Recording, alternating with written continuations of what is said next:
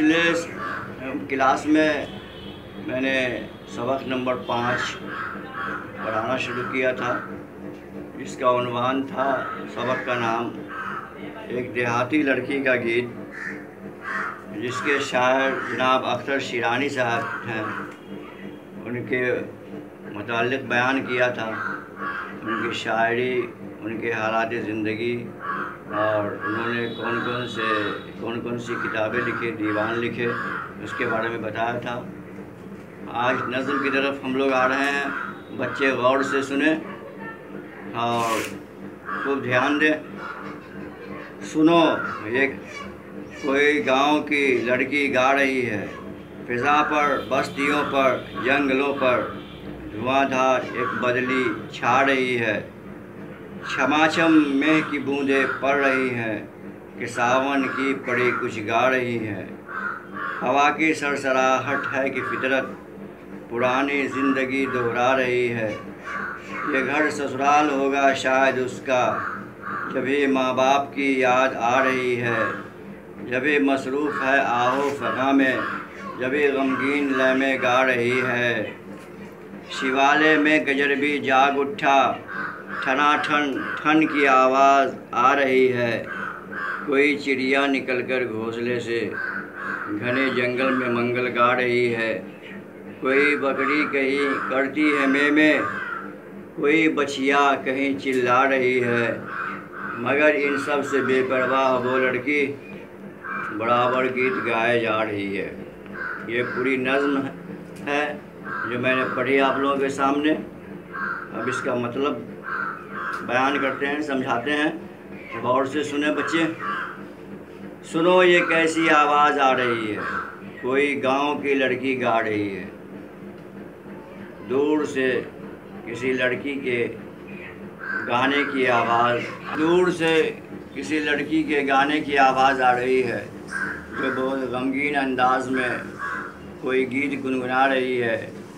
शायर कहते हैं, सुनो, ये कैसी आवाज़ आ रही है, कोई गांव की लड़की गा रही है।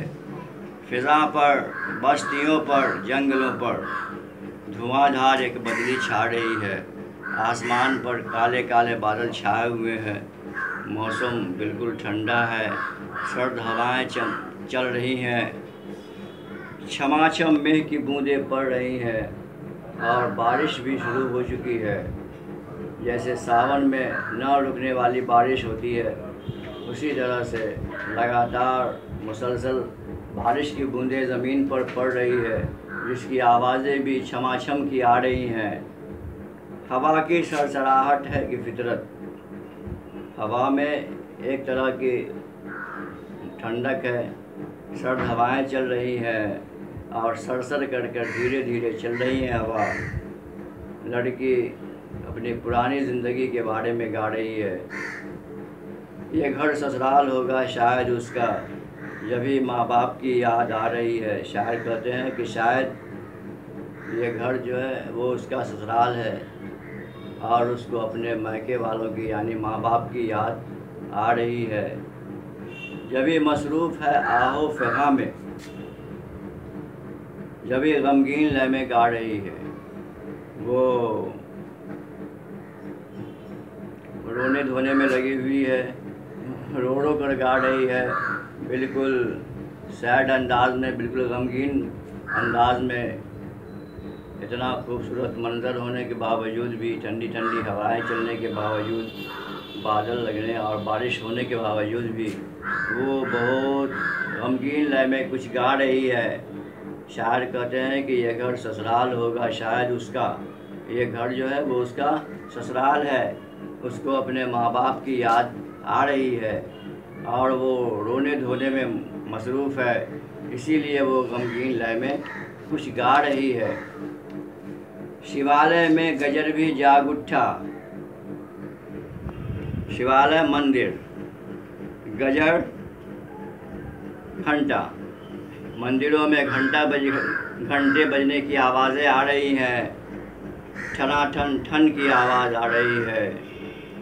कोई चिड़िया निकलकर घोंसले से, चिड़िया अपने घोंसले से निकलकर घने जंगल में मंगल गा रही है, माने खुशियाँ मना रही हैं। चिड़िया घने जंगलों से निकलकर बहुत खुशियाँ मना रही हैं।